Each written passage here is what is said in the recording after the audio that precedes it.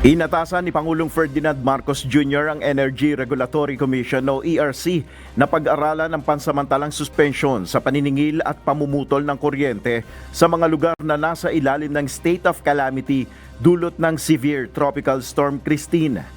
Ayon sa Presidential Communications Office, nais ng Pangulo na ipatupad ito mula Oktubre hanggang Disyembre ngayong taon.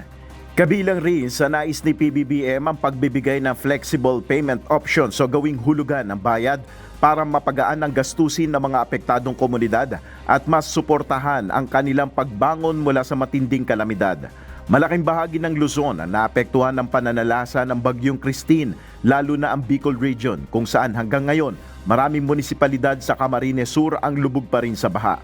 Ayon sa National Electrification Administration o NEA, aabot sa 2 million household connections mula sa 12 rehiyon ang naputulan ng supply ng kuryente dahil sa Bagyong Christine. So we're talking here of household connections, 2.1 million household connections. All right. And we are only down to 500,000 household connections that are waiting for restoration. Ayon kay RCBC Chief Economist Michael Ricafort, malaking tulong ang pansamantalang suspension sa paniningil sa electric bill para maibsan ang mabigat na gastusin ng mga pamilyang naapektuhan ng bagyo. It's part of the relief measures, no, to tie them over, no, lalo na yung mga hard-hit na areas, ay mag-mitigate yun, yung, lalo na yung mga inflationary pressures.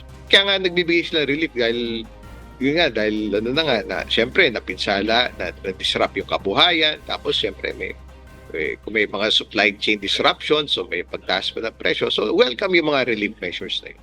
Nel Maribuho, UNTV News and Rescue, Diyos ang aming sandigan, serbisyo publiko ang aming pinahalagahan.